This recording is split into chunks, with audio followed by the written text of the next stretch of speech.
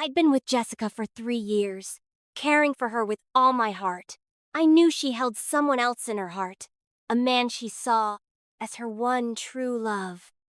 Still, I naively believed that if I stayed by her side long enough, I could win her over one day. But when he came back, she ran straight to him without a second thought. That day, I stood outside the amusement park with a bouquet of roses until nightfall. She, terrified of rainy days, went through the storm to pick him up at the B-City airport. She must have forgotten it was our 3rd anniversary. I had gotten to the amusement park early, roses in hand. The blue enchantress roses shimmered in the soft morning light. Jessica always loved extravagant things, and this rare blue rose had become her favorite. I looked at the bouquet in my hands. I had picked out each flower myself. The blue enchantress, whose flower language means loyalty. I liked that word. People were starting to arrive at the amusement park, walking past me, some glancing at me, some at the roses. "Mommy, why's that guy just standing there?" A child's voice reached me. "He's waiting for his girlfriend, sweetheart. Look at those pretty flowers." They'd look even better if they were fresher, I thought. The mist I'd sprayed on the roses had long dried up. I looked down the street. Jessica still hadn't shown. She had left in a hurry yesterday after a phone call from home and hadn't returned that night. I should have gone to pick her up this morning. But her family never liked me. I didn't want to put her in a tough spot. This amusement park had just opened. Jessica mentioned it once in passing, and I remembered. I wanted to surprise her. September 13th, 2020, 8, 50, 2, 25, 26, 27. I stared at the big screen above the entrance, watching the numbers tick by. Just ordinary digits. Yet somehow they filled my chest with a tender ache. September 13th. 3 years. Jessica and I had been together for 3 years. Something I once wouldn't have even dared to dream of. And yet, even after all this time, I always knew. Her heart still belonged to someone else. Her ex-boyfriend, Jason Smith. We all went to the same school. They were the golden couple back in high school. But after graduation, Jason went abroad for college, while I was just a nobody watching the moon from the shadows. But even a nobody wants to try once. Jessica was a top student, so I buried myself in books, pushing through late nights. I ended up scoring my best grades ever in the college entrance exams. It was such an unlikely comeback that even our homeroom teacher called it a miracle. I could have gone to B University's most prestigious program. My dream. But I didn't. I chose to go where she went.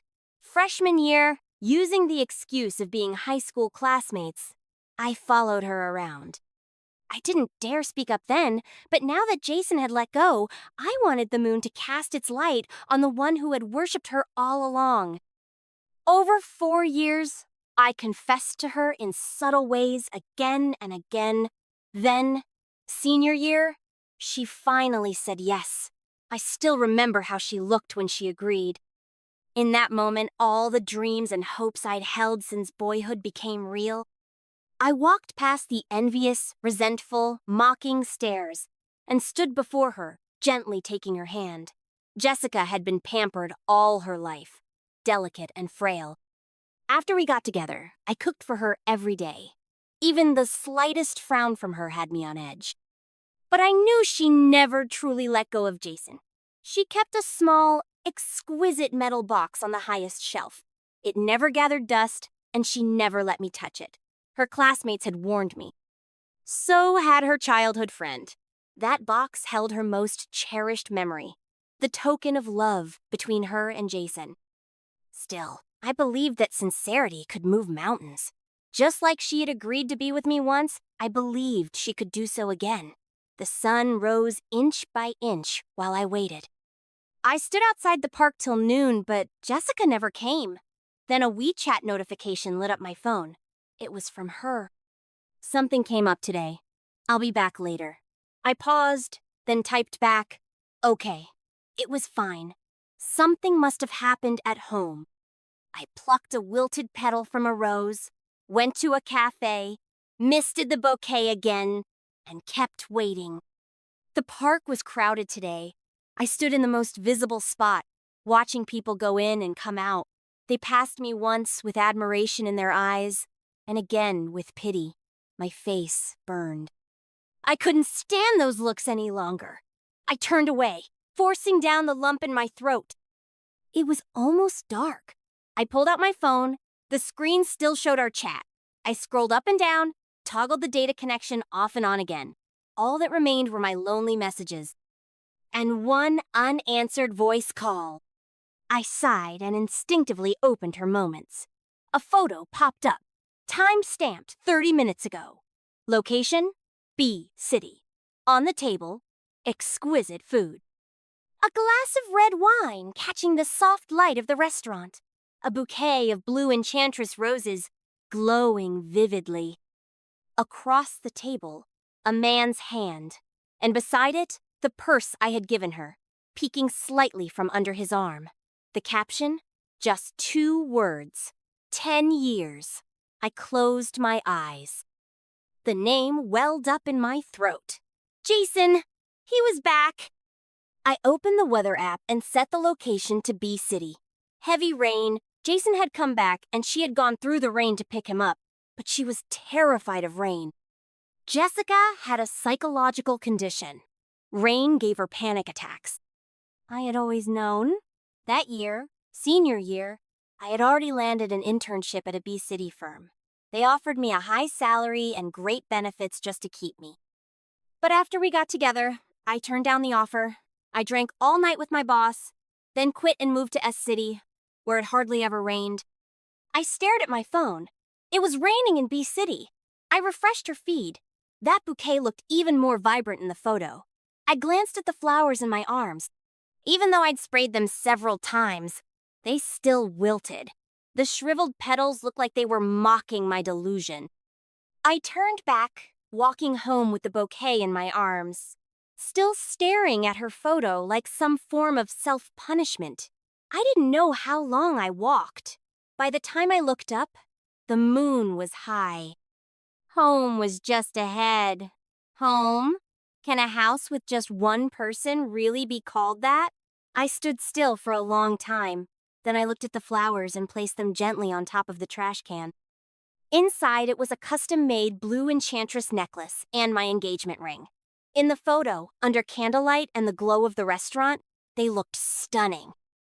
Outside the photo, they lay buried in the filthiest corner. I returned home to a silent, empty house. When I opened the fridge, a delicately made cake greeted me. It was the one I had gotten up early to make for her this morning. The image of fine dishes under candlelight flashed through my mind. I instinctively wanted to throw the cake out too, but my eyes caught the words written on top. Happy 3rd anniversary, Jessica. My hand froze in midair. I watched myself place the cake gently on the table, then shove one bite after another into my mouth. I thought Jessica wouldn't come home tonight. But just as I was eating, cream still on my fingers and lips, the door opened and she walked in. A flicker of surprise crossed her face, but she quickly turned her head away. The word happy had already been eaten, but the rest of the message remained perfectly clear. Seeing the half-eaten cake, she seemed to remember something, her expression faintly tinged with guilt. Luke, Jason and I just hadn't seen each other in a long time. He came back today, and we only had dinner as friends.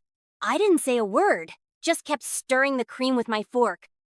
And it was Jason who reminded me that today's our anniversary. He drove me back. Don't overthink it. Jessica took off her coat and sat across from me. It was yesterday, I said, lifting my head. What? Jessica looked confused. Our anniversary was yesterday, I said slowly, looking her in the eyes. Jessica instinctively checked her phone. It was already 2 a.m, long past midnight. The drive from B City took nearly 3 hours. Jason knew. Jessica should have known even better. I didn't know what I was feeling. She had forgotten our anniversary. Jason hadn't. What a cruel joke. I said nothing more, just cut a piece of the untouched cake and handed it to her. The words Jessica 3rd anniversary now sat right in front of her. For once, she fell silent, then picked up the fork. She only took 2 bites before saying she couldn't eat anymore. Of course she couldn't. She just had dinner around 11. It hadn't even been 3 hours. Besides, cake's too rich to eat before bed, isn't it? I mocked myself silently. Jessica returned to the bedroom, and the door closed softly behind her. That left just me and the barely touched Jessica 3rd anniversary. I sat alone on the living room couch, my thoughts drifting uncontrollably. I thought back to the first time I ever saw Jessica, at the freshman welcome assembly in high school. She stood on stage as the star student representative. I was down below with the rest of the crowd. The sun rose behind us, casting a gentle light over her face. I looked at her, thinking the glow in her eyes outshone the morning sun. I've long forgotten what she said that day, but I'll never forget how she looked standing up there, even in that ugly, oversized school uniform, glowing with youthful energy. In that moment, I became her devoted follower. From then on, I watched her quietly from afar, but I never dared tell anyone. Our grades, our backgrounds, they were like a chasm keeping us in separate worlds. Maybe we were never meant to be. We just happened to attend the same school for a short time. I had dreamed 1,000 times of saying something to her. I never expected our only real interaction would become the greatest regret of my life. It was the 2nd semester of sophomore year, her birthday. I still remember. It was a Thursday. That day, her family sent cupcakes to every student in school. I wore the dress shirt I'd spent all my savings on. I planned to give her a gift I'd made, a ceramic piece I'd worked hard on. Many classmates gave her presents that day. I would blend into the crowd. I waited until school ended to visit her class. I was being selfish. I wanted to hand it to her myself. Jessica already left, but she went home alone. You might still catch her if you hurry, a student mopping the floor said without looking up. I didn't even have time to say thanks. I just turned and bolted toward the school gate. It had started to rain lightly. I stopped to open my umbrella. I wasn't wearing a jacket. I couldn't let the gift get wet. Jessica was already a good distance away. I ran for a while before finally spotting her under an umbrella, at a fork in the alley. I let out a breath and was about to catch up. Suddenly, 2 figures appeared from the alley and grabbed Jessica's arm, trying to drag her into the shadows. She screamed, dropping her umbrella. My eyes went wide with fury. I threw my umbrella aside and charged at them. They hadn't noticed me behind them, and I landed a punch squarely on one of them. The man clutched his eye, then flung Jessica aside and turned to hit me. I stumbled back, holding tightly onto the gift box. "Look at this little punk playing hero," the man sneered. It was getting dark, and the rain made it hard to see. All I could make out was his bulky frame. He was much bigger than me, and with one hand clinging to the gift, I didn't stand a chance. He knocked me down fast. Still holding the present? He laughed when he noticed me shielding the box. He yanked it from my hands. "Don't touch that!" I shouted, which only made him laugh harder. He got more excited and smashed the box to the ground. Crash, the sound of ceramic shattering. I stood there, shaking all over. Jessica was curled up in a corner, restrained by the woman. It was growing darker, the rain falling harder. No one passed by this alley. My fists clenched tight. Through the rain, I heard Jessica whimpering. My eyes must have gone bloodshot. I lunged forward, tore the box open, and grabbed a shard of broken ceramic. Then I hurled myself at the man, slashing wildly. He reacted fast, grabbing my wrist. So I slammed my head into his stomach. He grunted and stumbled back 2 steps, then came at me again. His punches were heavy. I don't know how many landed. Eventually, all I could feel was something warm running down my face. Finally, he stopped. Blood gushed from his neck, his face pale with fear. He staggered backward. You psycho! You crazy fucking psycho! You'll pay for this, he shouted. The woman, seeing his face covered in blood, abandoned Jessica and fled with him. Jessica stayed curled up, her head buried in her arms, shivering. The rain didn't stop. I took a step toward her, instinctively wanting to shield her. But then I noticed the blood. My hands, my arms, covered in it. Some of it his, some of it mine. I paused, then quickly ran to the side to pick up the umbrella Jessica had dropped. Carefully, I held it over her head. Do you have a phone? The moment the words left my mouth, I regretted them.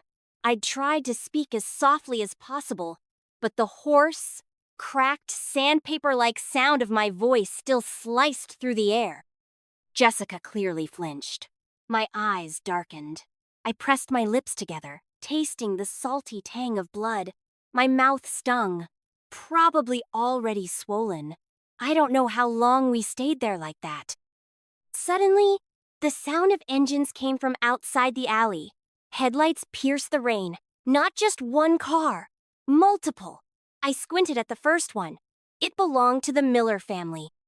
I gently set the umbrella down. It was big enough to cover her. Then I ran out of the alley before the cars arrived. I didn't want her to see me like that. Battered, humiliated. I don't even remember how I got home. Just my mother opening the door, horror written all over her face when she saw me covered in wounds. I'd been badly hurt that night. After a quick check at the hospital, I took a leave from school and lay at home for over 2 weeks. I wanted to get better fast. I wanted to know, Jessica, was she okay? But when I returned to school, the moment I stepped into the classroom, Jessica walked past me, holding Jason's hand. She was all smiles, her eyes filled with him. I sat on the couch, staring at the scar on my arm, the one from that night, cut by the ceramic shards. I'd wounded that man, but I'd also wounded myself. My fingers traced the scar, and I couldn't stop thinking about that little ceramic figure. I still remember exactly what it looked like. Every color, every curve, every detail. But it had shattered. Shattered on that rainy night when I'd been closest to her, taking with it all the secret, unspoken affection I'd held for her through my youth. I don't know when I fell asleep.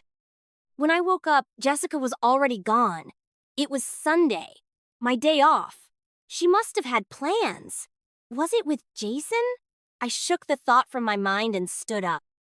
I hadn't eaten much all day yesterday. I decided to head out and grab something. The bouquet I'd left on the trash can was gone. Good. No need for Jessica to see it. I curled my lips in a bitter smile and walked into a new restaurant. The prices were on the high side for S-City. Normally, I would never have come here alone. I had just chosen a seat and looked up. There they were, Jessica and Jason. My heart turned cold. Of course. Jessica looked uneasy when she saw me, but Jason stood up and came over, hand outstretched. You must be Luke. Jessica's told me about you. Since we've run into each other, why not join us? I stared at his hand, inches from mine, then gave a cold laugh and shook it. Casually, I took the seat right beside Jessica. She looked uncomfortable, opening her mouth to introduce us, but I cut her off. Jason, I've heard a lot about you. Jason gave a light laugh. No need to be tense. Jessica and I are just friends now. This dinner is just a casual reunion between friends. Besides, he raised his glass, I should thank you for taking such good care of her. Jessica is my girlfriend. Taking care of her is my responsibility, I replied coolly, pretending not to catch the veiled jab. Jason's smile deepened. Exactly. It's rare to see a guy who's so attentive. Unlike me. When I was abroad, I ate so poorly I had to hire a cook just for Chinese food. My face darkened. Anyone could hear the subtext. I looked at Jessica. She stared at her glass, silent, as if she hadn't heard. So, You came back because you couldn't make it over there? I couldn't stop myself from snapping. Luke! Jessica cut in, frowning. Jason didn't mean anything by it. Why are you being so hostile? My throat tightened. Luke, Jason. The contrast was obvious. I clenched and unclenched my fists under the table. Enough. Why sit there and take it? I stood and walked out. Luke! Jessica followed me. I'm sorry. Jason, he once saved my life. So, can you stop being so unreasonable? She said, grabbing my hand. Unreasonable? My mind went blank. Had I misheard her? Unreasonable? You think I'm being unreasonable? I laughed bitterly. He saved her life. And me? What did I count for? Shaking with rage, I pulled my hand away for the first time and stormed off. Jessica didn't come after me. I wandered the streets aimlessly, her voice echoing in my head. Suddenly, a gust of dust flew up beside me, snapping me back to reality. A luxury car had just passed. I quickly stepped aside, waving the dust away. That's when I realized I'd somehow walked onto a dead-end road that hadn't been maintained in ages. What was a luxury car doing here? I frowned, muttered something under my breath, and turned to leave. That's when the window rolled down, and a familiar face appeared. My pupils shrank. Carlos Garcia, Jessica's childhood friend. I knew Carlos all too well. From the moment I showed interest in Jessica, he and his cronies had made my life hell. Isolation, forced drinking, mockery, insults, just another day with him. A toad trying to eat a swan. Look at yourself, man. Guys, this is the one. Always tailing Jessica like a dog. You can't shake him off. Thought you'd get your shot once Jason left? You? Dream on. The memories flooded back, drowning me in an instant. Yeah, he always said I wasn't good enough for Jessica. Only Jason was. Even after she and I got together, he never stopped comparing me to Jason, mocking me at every turn. He was like Jason's attack dog. I thought I'd left all that behind in S City, but now Jason was back. And so were they. Smug, triumphant. I didn't want to fight. I turned to leave.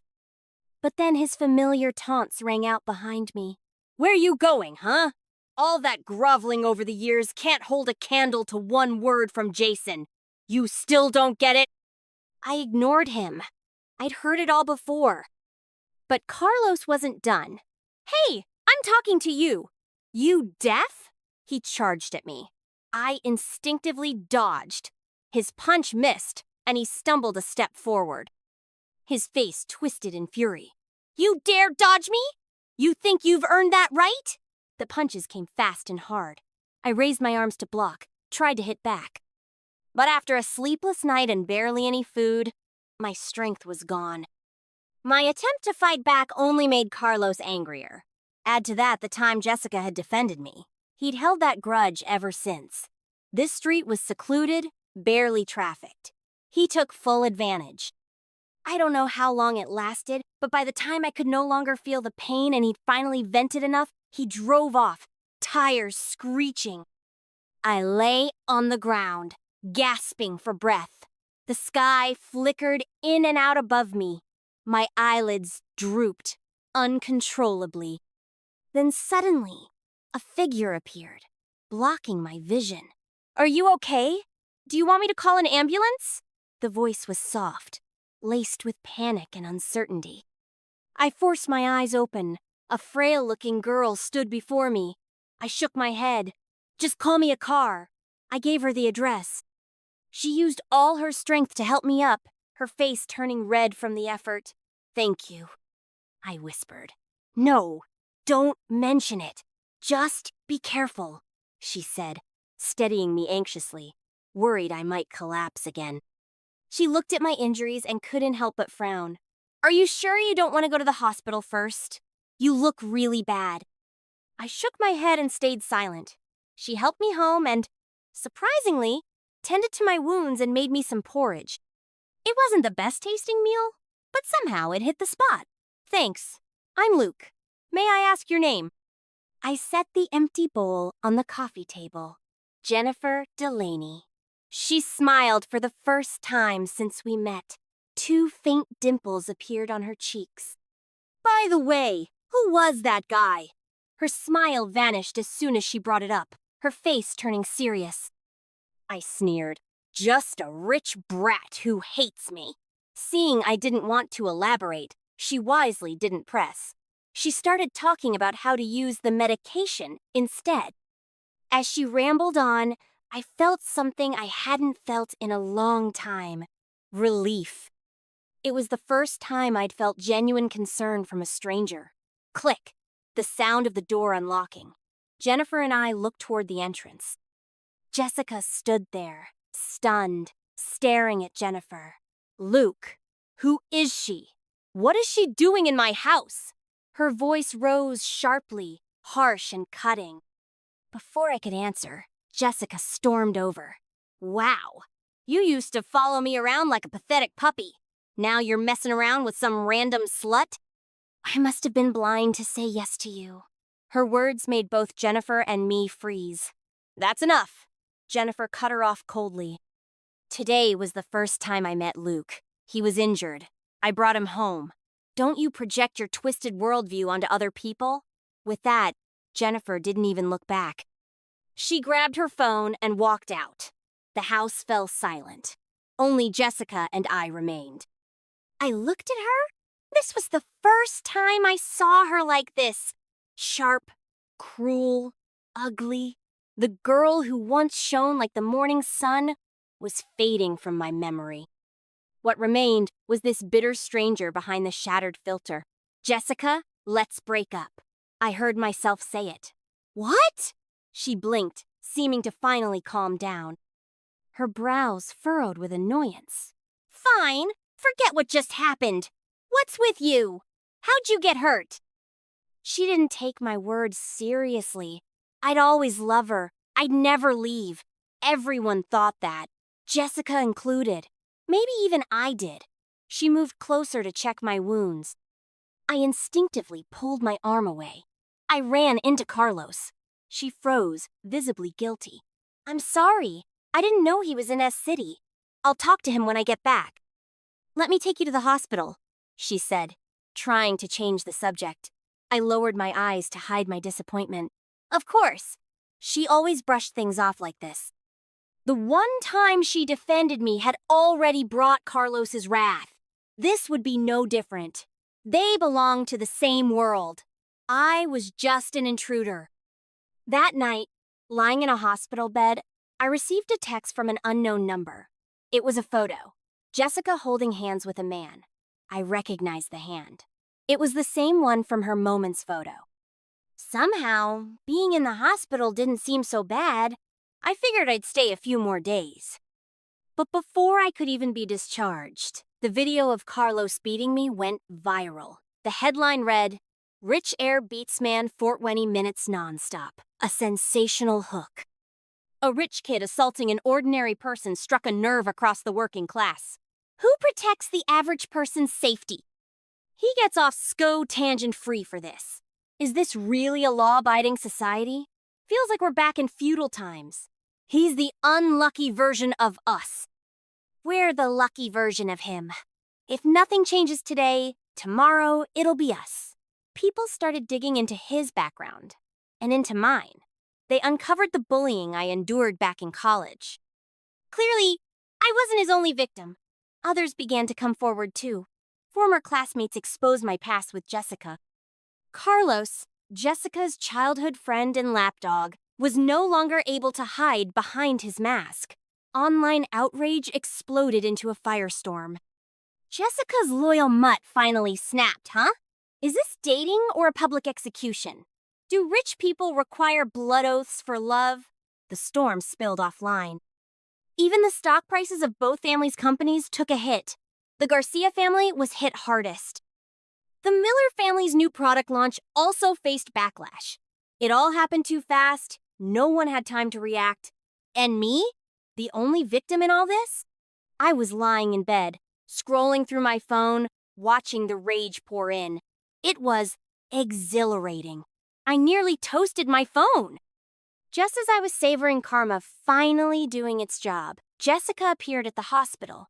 She looked visibly worn. This backlash had clearly taken a toll on her. I stared at her quietly, wondering what she thought of all the pain I'd endured over the years. What did it mean to her? She hesitated, danced around the topic, and after a few minutes of small talk, finally got to the point. But what came out of her mouth hit me like a slap. "Luke, could you post a statement online to clarify things? Try to calm this whole situation down?" I froze, speechless. What did you say?" My voice cracked. Jessica didn't even notice. She went on. "It's like this. This whole incident stirred up a lot of trouble. My parents are furious. They sent me here to talk to you, to ask you to help cool it down." I stared at her worried expression and suddenly wanted to laugh. I had thought naively. She came to apologize. "So, what exactly do you want me to do?" My voice was surprisingly calm, almost like I still held on to some hope. Jessica immediately relaxed. "Just post a statement saying the stuff from college wasn't true. Say this was just a misunderstanding with Carlos, and everything's fine now." Wasn't true. Everything's fine now. Just like that. So, in her eyes, all the pain I endured amounted to nothing more than it wasn't true. I looked at her, still beautiful, still radiant. But for the first time, her face looked grotesque to me, ugly, unbearably so. "Jessica, let's break up," I said, cutting her off. That was the second time I said it. Jessica paused, sensing something had shifted, but still didn't take it seriously. "If you're not ready to post, that's fine. Just get some rest." She left without another word, not even a moment's hesitation. She probably thought I was just throwing a tantrum. But I knew. I was calm, completely lucid. I had never been clearer. 10 years of my life flashed before me, every moment shadowed by Jessica. I wanted to peel her out of every memory. I wanted those 10 years back. I checked out of the hospital and returned home. As I expected, Jessica wasn't there. I packed all my belongings, just 3 boxes. I laughed to myself. 3 years of love reduced to 3 boxes. I paused, then grabbed a pen and paper. 10 years.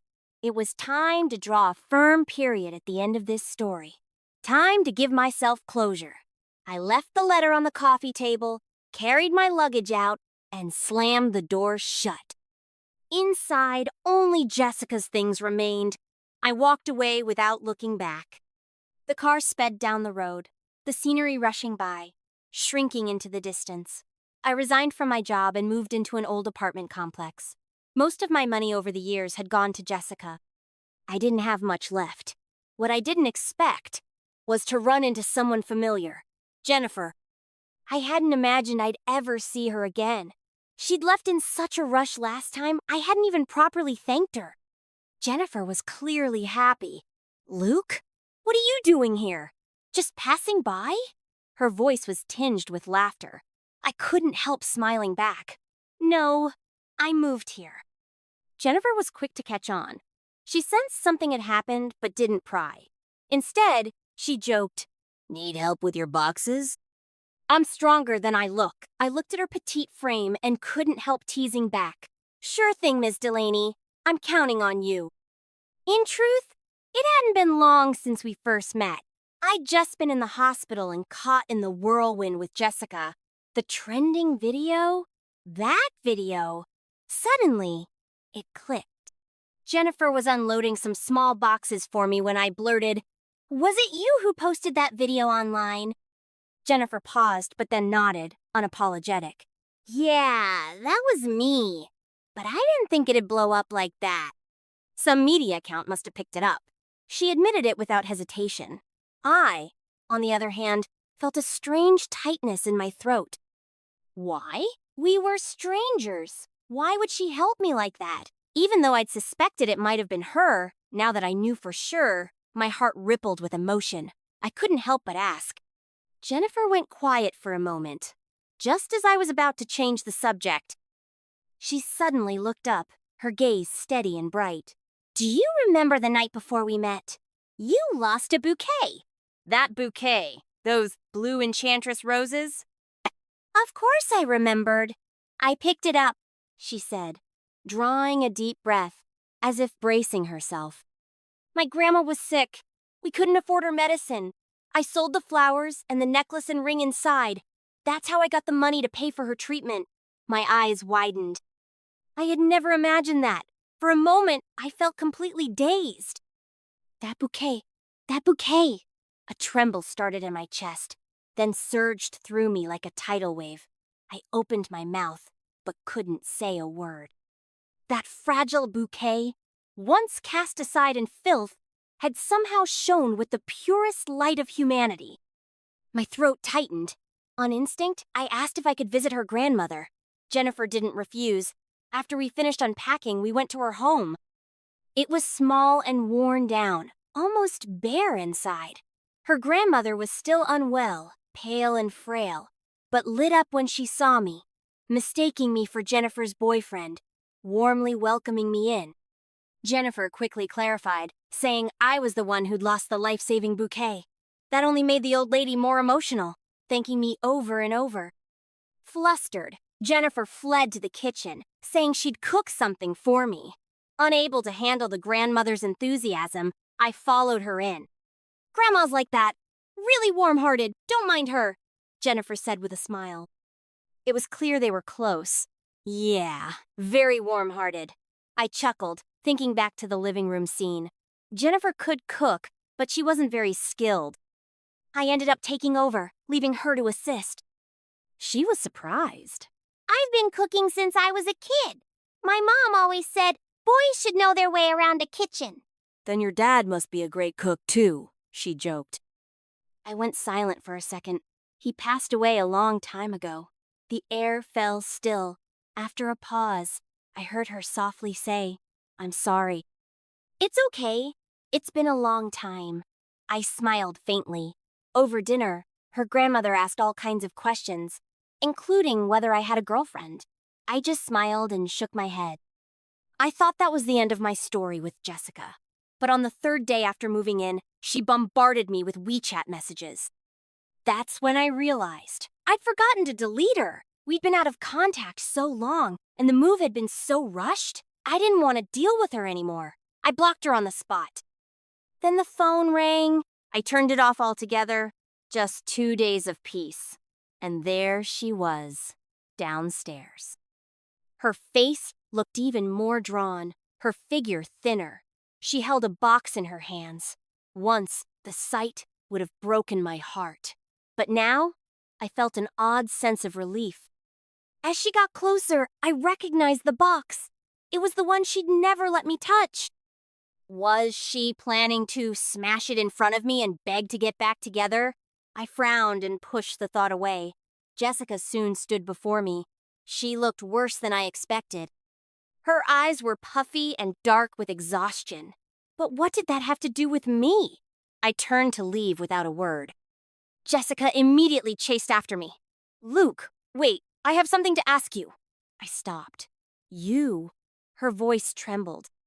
I was getting impatient and was about to keep walking when she suddenly asked, that night, in the alley, freshman year, the one who saved me, was it you? I turned around, slightly confused. You didn't know? When I confirmed it, Jessica looked as if she'd been hit by a truck. Her face went even paler, and she began to tremble. That's when I sensed something was off. The sky was getting darker. Rain was coming. Rare for S-City. I wasn't about to stand in the rain with her. It was the perfect moment to end this once and for all. Come inside, I said. Jessica, surprised, followed me in. The new apartment was small. She stood awkwardly off to the side. So rare to see proud, haughty Jessica looking nervous. I almost found it funny. It was me, I confirmed again. She looked up at me, eyes filled with disbelief and regret. Her swollen eyes brimmed with collapse. Then her knees buckled, and she fell to the ground, sobbing uncontrollably. "I was wrong. I got it all wrong," she cried. "I always thought it was Jason. I believed it was him. That's why I was with him. That's why." My heart twisted with bitter irony. She opened the box in her hands as tears streamed down her face. I looked at the ornate box and had a strange feeling. As expected, inside were the broken ceramic shards from that night. But now, they had been carefully pieced back together into a whole ornament. And in that moment, all I could feel was the urge to laugh. How absurd, how ridiculous. I should laugh at her blindness and mine. Crying, she explained that after returning home that night, she tried desperately to find me. But it was dark and raining, and she'd been so shaken. All she remembered was the shirt I wore. Later, she saw Jason wearing the same one. Coincidentally, he liked ceramics too. So it all fell into place. He became her so-called savior. A shirt? Ceramics? Even now, after letting go, I could barely stop myself from swearing.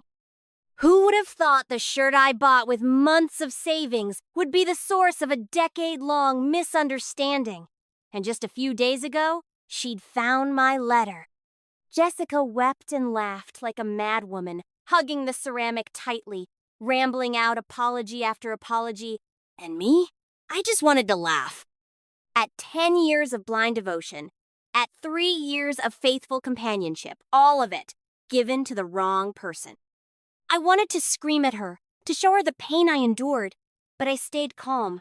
I walked over, didn't offer comfort, didn't help her up. I squatted down in front of her, looking down at her pathetic mess.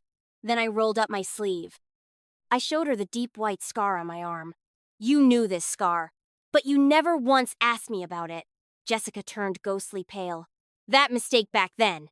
It wasn't entirely your fault. But during those 4 years of college, and the 3 years we were together, if you had asked me even once, none of this would have happened. You brought this on yourself, Jessica. Everything you're suffering now doesn't come close to even 1% of what I went through. You deserve it!" With each word, her face drained of color. "No, it's not true," she whispered, shaking her head frantically. "Luke, that's not it. I love you. I always thought Jason saved me. That's the only reason," she begged, reaching out for me. I stepped back, and she fell forward onto her knees by my feet. Pathetic. Laughable. Wasn't this exactly how she used to look at me? But she didn't care anymore. Clutching the ceramic in her arms, she begged, "Let's start over, okay? I'll change everything you don't like." She gripped the piece like a lifeline. I reached out. Jessica, thinking I had softened, eagerly offered it to me. I took it, without hesitation, walked to the window, and threw it out. Smash! 10 years later, I heard that same sound again. Back then, it shattered, saving her. This time, I shattered it with my own hands. "No!" Jessica screamed, lunging after it. The ceramic was in pieces again. See? Once something's broken, it's broken. Even if you glue it back together, it's still shattered. A cracked mirror never truly mends. I watched her fall apart, calm and detached, just as I once did. But Jessica's eyes lit up with a desperate hope. "It can be fixed! It can be!" she cried and ran out the door into the pouring rain. She knelt on the ground, collecting the shards with the hem of her dress. The sharp edges cut her hands and legs. Blood began to seep through. The rain only got heavier, just like that night in our freshman year. I stood by the window, watching her in the rain. Her silhouette blurred and merged with the memory of my younger self, then slowly drifted apart. My heart went from relief to serenity. A voice inside me whispered, "It's over." I turned away, closed the window and the door, shutting her out for good.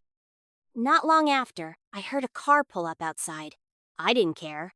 Jessica had run here. Of course, her family or friends would come looking. I frowned, hoping they wouldn't drag me back into this mess. If they did, I wouldn't hold back. Then I heard Jason's voice through the rain. Jessica seemed worked up when she saw him. They started arguing. The rain blurred their voices. Then, slap! A loud, clear smack cut through the noise.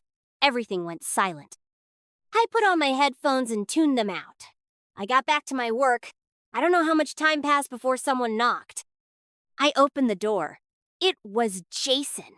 Jessica was gone. Only the broken shards remained, washed in the rain, streaked with diluted blood. I glanced at him and started to shut the door, but he stuck his hand out to stop me. He looked pathetic, soaked, shirt clinging to his skin, hair dripping, a fresh handprint on his cheek. Pathetic! The word flashed in my mind like a banner. I was about to speak when he sneered. So it was you who saved her all along. Real devoted, huh? I sighed.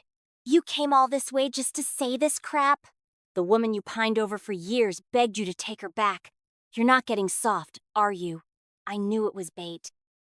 But this game of theirs? I was done playing. Jessica's trash, and so are you. A perfect match. Scum and trash. Jason didn't even flinch. Trash?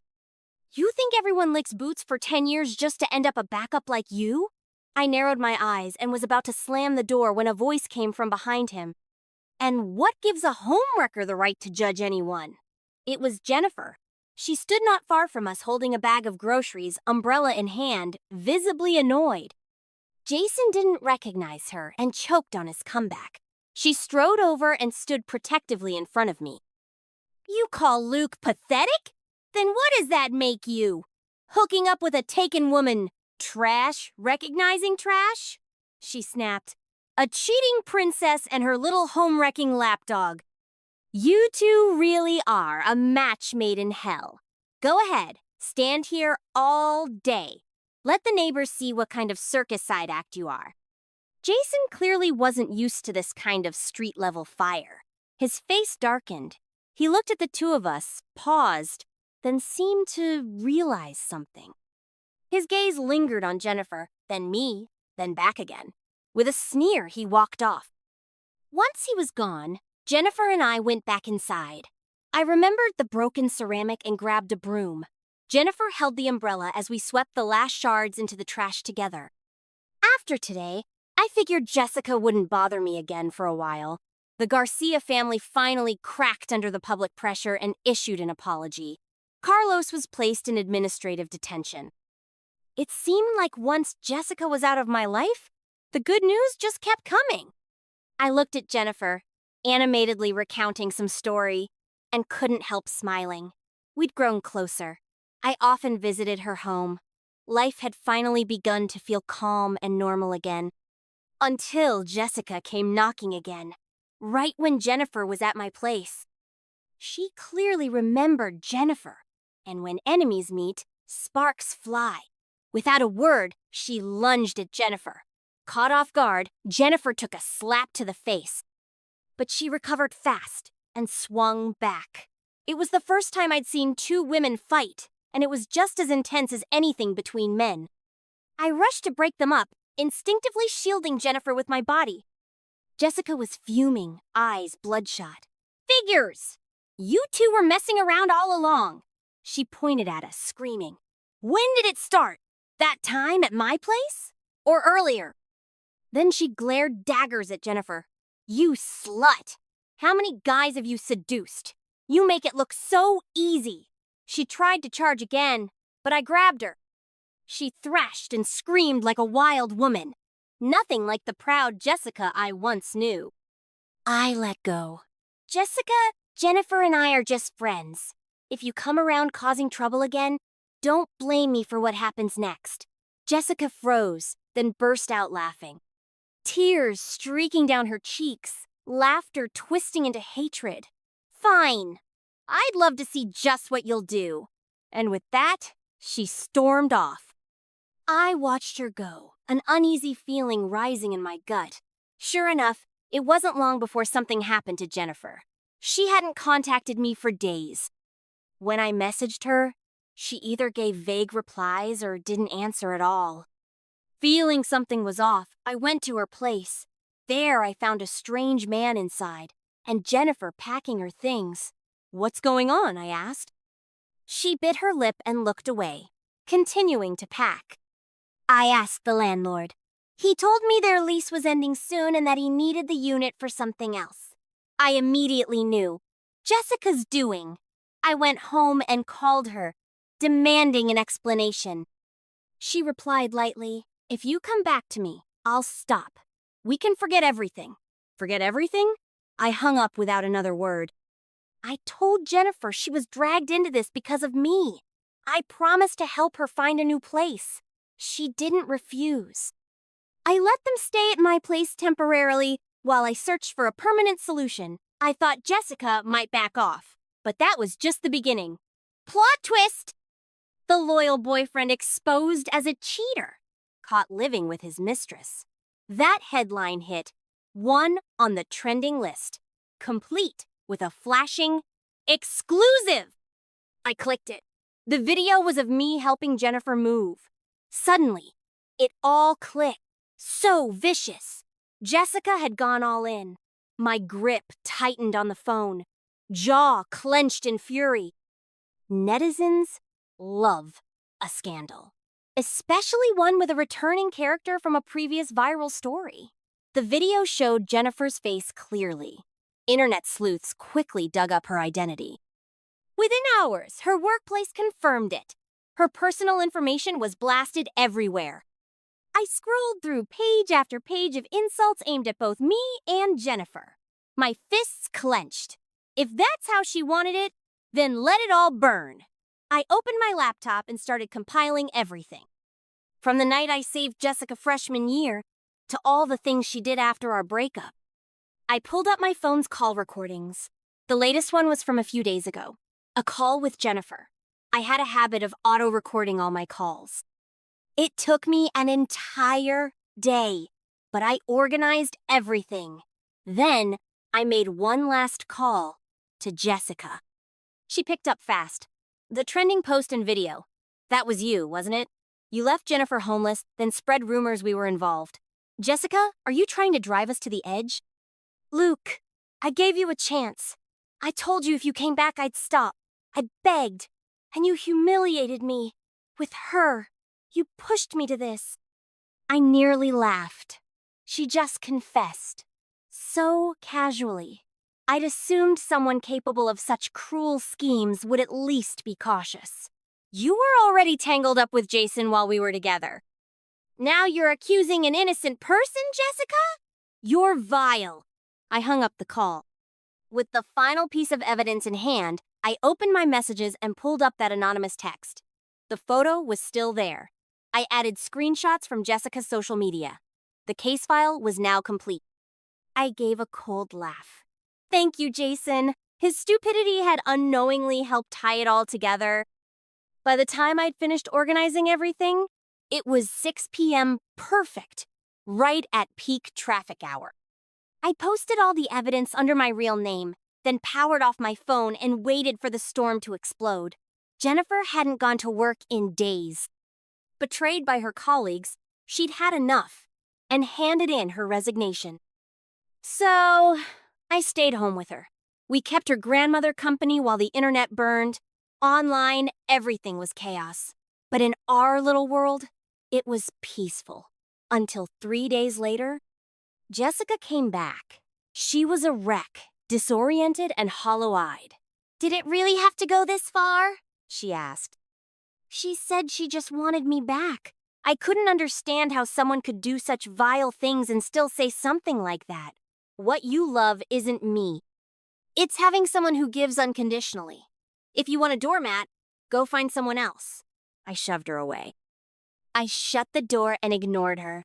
I knew her troubles were only beginning. I formally sued Jessica for defamation. The Miller family had barely recovered from the last media storm. This time, it wasn't just about public opinion. It was legal, and their competitors pounced at the opportunity. The incident made me seriously consider leaving S City. I could handle myself, but Jennifer didn't deserve any more fallout. Her unjust suffering and sudden job loss weighed on me. I asked if she'd be willing to leave. I could help her find better work. Jennifer agreed. I sent out my resume to companies in City a first-tier city, more developed and promising. I'd never stopped studying over the years, so I found a good job quickly. After completing my resignation, I left S City with Jennifer and her grandmother. Jessica tried to track us down, but she didn't have the energy for it for long. It turned out the Miller family's company had a major cash flow crisis, sabotaged by none other than Jason. I learned the Smith family had set their sights on Miller 10 years ago. There was no way they hadn't known about Jessica's incident back then. The shirt, the ceramic, the staged hero story, it was all a grand substitution. A perfect con. So even from abroad, Jason had full access to everything about Jessica, Jennifer said, stunned. This was no accident. Now, while Miller was tangled in scandal and lawsuits, Jason struck hard. I remembered the way he looked at Jennifer that day. Suddenly, it hit me. Everything Jennifer had suffered had Jason written all over it. To save face, the Miller family married Jessica off to a rich foreigner, his third marriage. He paid a hefty sum to spare Jessica from the 3-month prison sentence she earned for slander. But every gift from fate comes with a hidden price tag, especially when it's from another person. Rumor had it that this man had disturbing fetishes. His previous 2 wives had both died under unusual circumstances, but none of that mattered to me anymore. On the eve of Jessica's wedding, I sent a gift, a ceramic ornament identical to the one from years ago. Our cursed bond had begun with it. It was only right it ended that way. They said Jessica laughed and cried when she saw it, then nearly jumped into a river. The Miller family dragged her back by force. I only chuckled when I heard. Jennifer always got home before me. She should already be back by now. I had to grab groceries and head home. We were cooking dinner together tonight. Just as I left the market, I saw a small figure waving at me with a little bouquet of blue enchantress roses. I smiled and walked toward her. Jennifer took my briefcase and slipped her arm into mine. Come on, let's go home. I looked at the roses in her hand and felt an overwhelming sense of peace. Years ago, my blue enchantress had been left to rot beside a trash can, but a hand reached out in the dark and saved it, gave it new life, and now it bloomed wildly in full sunlight. I still loved the blue enchantress, but it was never for Jessica. It was always for what it meant to me: loyalty,